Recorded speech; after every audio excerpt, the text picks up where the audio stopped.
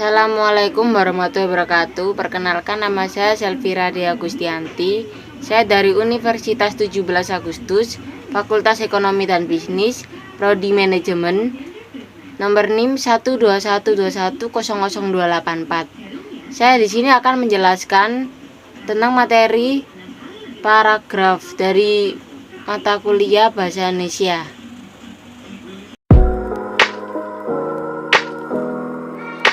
Apa itu paragraf?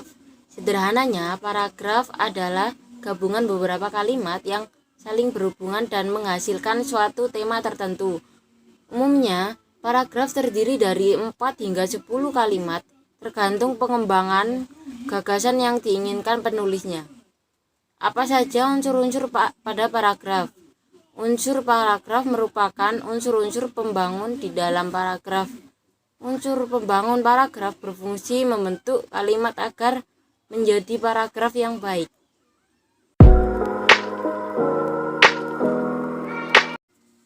Unsur-unsur paragraf yang pertama ada topik atau gagasan utama.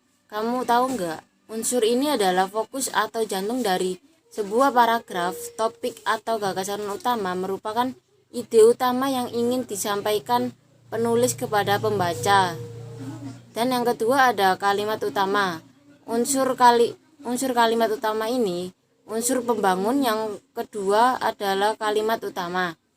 Kalimat utama berisi gagasan utama yang diletakkan secara tersurat pada awal atau akhir paragraf.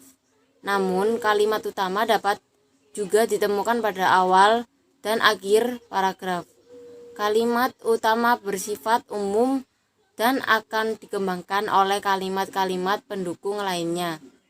Yang ketiga ada kalimat penjelas atau kalimat pendukung. Selanjutnya, kalimat penjelas atau pendukung seperti yang disebut di atas, kalimat pendukung berfungsi untuk mengembangkan dan memperkuat gagasan yang disampaikan pada kalimat utama. Yang keempat ada konjungsi. Unsur yang berikut adalah konjungsi. Apa sih konjungsi itu? Singkatnya, konjungsi itu adalah kata sambung atau kata penghubung. Konjungsi dalam bahasa Indonesia ada 2 jenis, yaitu konjungsi intrakalimat dan konjungsi antar kalimat. Konjungsi intrakalimat adalah kata sambung yang berfungsi menghubungkan kata dengan kata frasa, serta klausa dengan klausa. Misal satu kalimat, misalnya dan, sehingga, agar, sebelum, dan lain-lainnya.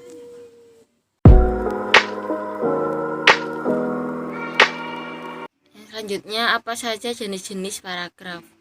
Berdasarkan isinya, jenis paragraf dibagi menjadi 5. 5 jenis ini, yang pertama ada paragraf eksposisi. Eksposisi adalah jenis paragraf yang berisi penjelasan singkat, padat, dan jelas mengenai fakta-fakta yang ada.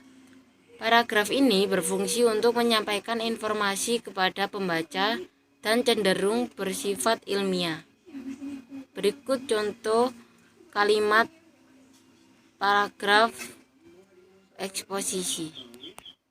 Contoh, pemerintah akan memberikan bantuan pembangunan rumah atau bangunan kepada korban gempa. Bantuan pembangunan rumah atau bangunan tersebut disesuaikan dengan tingkat kerusakannya. Warga yang rumahnya rusak ringan mendapat bantuan sekitar 10 juta rupiah. Yang kedua ada paragraf narasi. Paragraf narasi ini berisi penjelasan sebuah peristiwa berdasarkan kronologi yang terjadi. Paragraf narasi harus dijelaskan dengan sistematis. Tujuannya agar pembaca dapat membayangkan kejadian yang sedang dibahas karena sifatnya yang bercerita.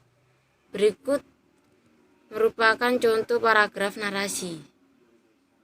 Contoh, demi membantu ibunya membiayai sekolah adiknya karena ayah Dede sudah meninggal. Dede ingin sekali melanjutkan sekolah ke perguruan tinggi. Walaupun banyak yang menghina pekerjaannya, Dede selalu bersemangat dan selalu berdoa kepada Tuhan agar mewujudkan impiannya sebagai sarjana. Yang ketiga ada paragraf deskripsi. Paragraf deskripsi adalah paragraf yang menggambarkan suatu benda atau peristiwa yang bisa membuat pembaca seolah-olah mengalami langsung kejadiannya atau melihat langsung benda yang dideskripsikannya. Selanjutnya, contoh paragraf deskripsi. Contoh lebar sungainya yang hanya 6 meter membuatnya aman sebagai tempat berenang. Airnya pun bersih dan segar, hampir tidak ada sampah satupun yang mengapung. Di sepanjang pinggiran sungai, terdapat batuan-batuan yang cukup besar. Bagian kiri sungai merupakan sawah yang sangat luas. Yang keempat ada paragraf persuasi. Paragraf persuasi adalah paragraf yang membujuk atau mempengaruhi pembaca untuk setuju dengan gagasan yang disampaikan oleh penulis. Berikut contoh paragraf persuasi. Contoh banyak orang yang meremehkan adanya sampah. Bahkan, hingga tidak pernah terpikirkan mengenai dampak yang akan ditimbulkannya. Walaupun tempat sampah telah banyak disediakan, tetapi kepedulian seseorang terhadap sampah sangat kurang. Yang kelima atau yang terakhir ini paragraf argumentasi. Paragraf argumentasi, paragraf yang memberikan pandangan kepada pembaca tentang suatu topik. Paragraf ini tidak hanya berisikan fakta, tetapi juga gagasan pendukung yang bersumber dari opini penulis. Berikut contoh dari paragraf argumentasi. Contoh hujan tak turun selama 6 bulan, mengakibatkan tanah dan sumber air menjadi kering. Menurut BMKG, tahun ini hujan diprediksi turun pada bulan depan. Jika hal itu terjadi, bisa dipastikan bahwa kemarau tahun ini bukanlah kemarau yang biasa dikarenakan terjadi selama 7 bulan. Sekian dari saya, mohon maaf jika ada salah kata ataupun ucap dari materi yang saya berikan. Sekian, terima kasih. Wassalamualaikum warahmatullahi wabarakatuh.